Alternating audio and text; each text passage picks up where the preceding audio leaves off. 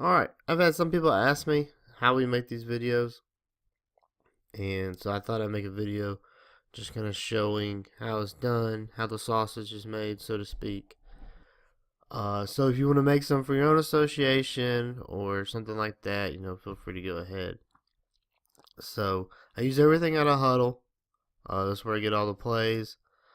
Um, and we have, depending on your Huddle package, you may have something where you can add a slide. All I do is make a PowerPoint slide, with this logo or some other kind of logo or whatever.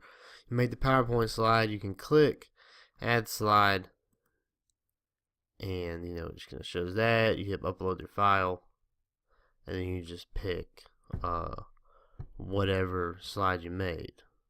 So I think it only works a PowerPoint slide.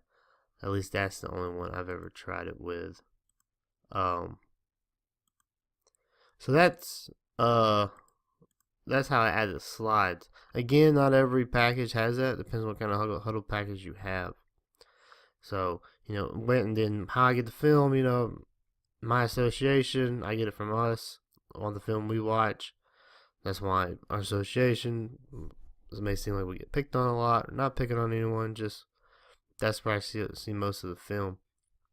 And then other associations send me film, and I would look at that. GFOA sends me a lot of film at times. Westminster High School sends me film that I'll look at. I get film through the GHSA account. Lanier, Northwest, everyone sends me film, so I'll look at that.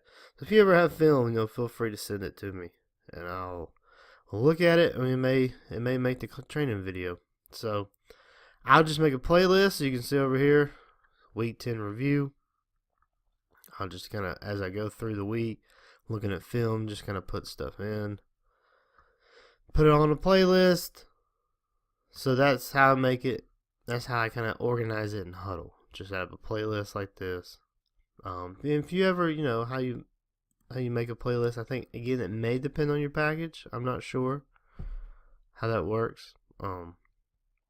But to make a playlist, you can just click on the dot right there, click Save Playlist, and then you organize it, the folder, type the name of it, whatever you want to do. And after you've already made the playlist, if you're looking at another film, so let's say I've already made the playlist from this game, and I'm up here looking at this game, then you just click the dot again and hover till you have the little cross right there.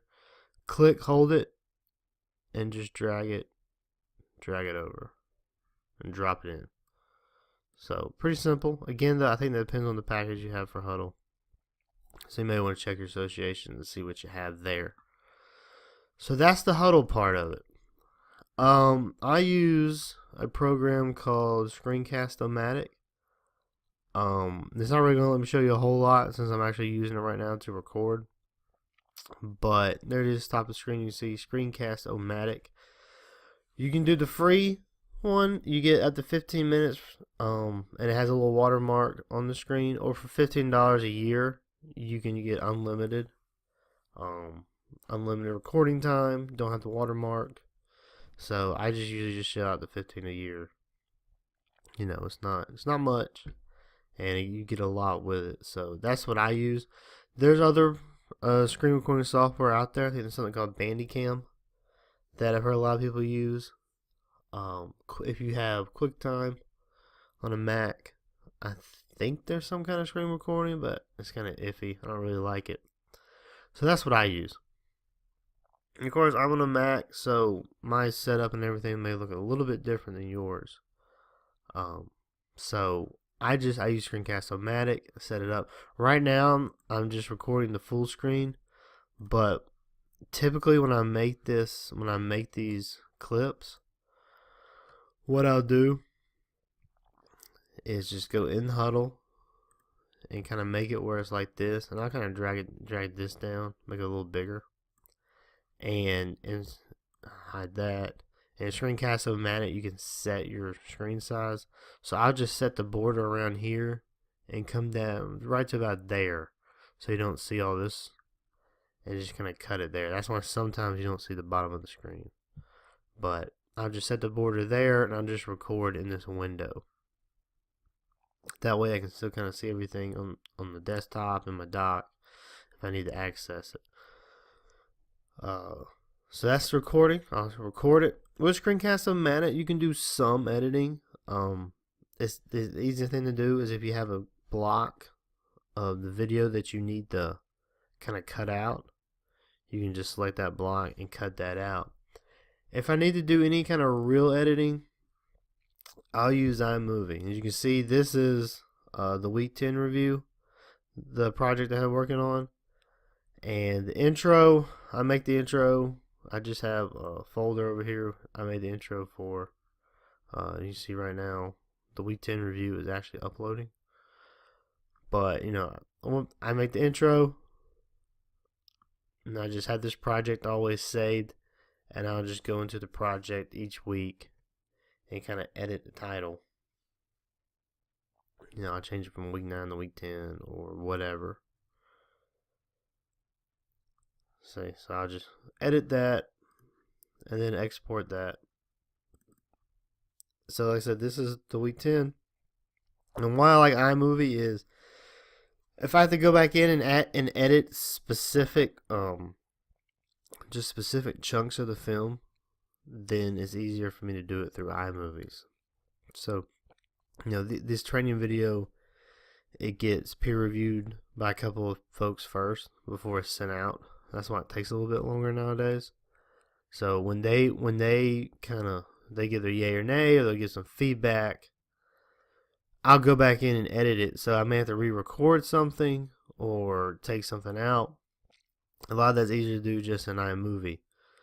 So like for instance, this week I went back, their suggestion changed a couple of things. So it was easier to go in the iMovie. You can see this is the original kind of raw file that I made. And you can see the little orange bars where they're chunked out. That's why I went in and cut out one part and then, you know, just issued transparency here.